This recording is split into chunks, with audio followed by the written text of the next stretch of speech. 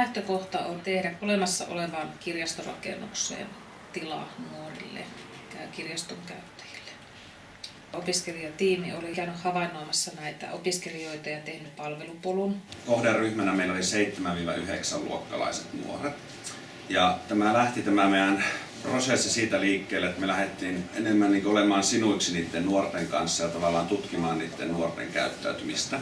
Ensimmäisenä tietenkin meidän pitää ymmärtää myös kokonaisuudessaan kirjaston käyttäjiä, että me voidaan sitten ymmärtää niitä nuoria ja sitten niitä nuoria kirjaston käyttäjinä. Nuoria lähdettiin sitten havainnoimaan, niin aloitettiin ihan niiden nuorten ajanvietosta ja miten ne käyttää aikaansa.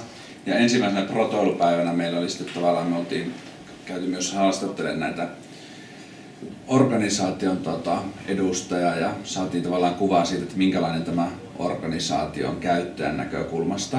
Sitten meillä oli nämä käyttäjäprofiilit ja muut ja sen jälkeen sitten ensimmäisenä protoilupäivänä sitten lähdettiin käymään näiden 4 profiilin kautta niin läpi tätä kirjastoa tässä Sinkossa. Ja sitä kautta löytyi aika paljon semmoisia uusia juttuja, sitten, johon me päästiin tarttumaan niin nuorten osalta ja sitten myös niin yleisesti kirjaston käyttäjän osalta. Et siellä tuli muun muassa yksi semmoinen iso oivallus, oli nämä opasteet, että miten puutteelliset ne oli. Sitten tämä kirjojen löytämisen vaikeus. Toisella kerralla se pikkusen jatkui siinä alkupäivästä ja vielä niin kuin täsmennettiin niitä ongelmakohtia ja sitten yritettiin löytää niihin myöskin ratkaisuja yhdessä. Ja sitten koululaiset tuli sitten puolelta päivänä ja sitten me ruvettiin tavallaan testaamaan, että mitä ne on mieltä niistä meidän ideoista, mitä oli syntynyt. Ja sitten rakennettiin vielä yhdessä sitä jatkoideoita. Se oli tosi kivaa ja ne nuoret oli mahtavia. Se tila oli semmoinen, että se oli ollut talonmiehen asuntona ja siinä oli aika vapaat kädet, niin siinä sisätiloissa sitten muokata sitä tilaa.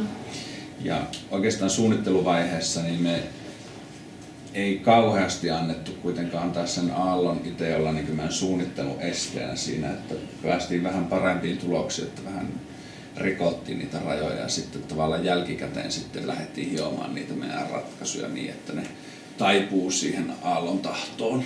Ja haluttiin rikkoa ne tavalliset kirjahyllyt, että niitä ei enää ole, että luotiin tavallaan lukulieriöt, jotka oli sitten kirjoilla päällystetty ja sitten sinne sisälle pystyi mennä lukemaan. Sitten oli AV-tilaa, jossa pystyi pelaamaan, katsoa leppoja. Sitten oli työpistettä ja työpistekin oli niin jaettu semmoisella lainehtimalla kirjahyllyllä sitten. Vaikka me oltaisiin päästy siihen tulevaan tilaankin, niin silti se simulaatio jotenkin, se on kummallinen paradoksi, että tavallaan se on etäännyttää, mutta sitten tuo sitä jotenkin selvemmin sitä ympäristöä esille. Mä en tiedä, se on jännä efekti. Sinko-ympäristössä varsinkin kun lähdetään protoilemaan niin tilaa ja sitä palvelua läpi, mun mielestä täällä pääsee paljon helpommin nousee niitä ongelmakohtia pinnalle, kun päästään tavallaan siihen keinotekoiseen oikeaan ympäristöön.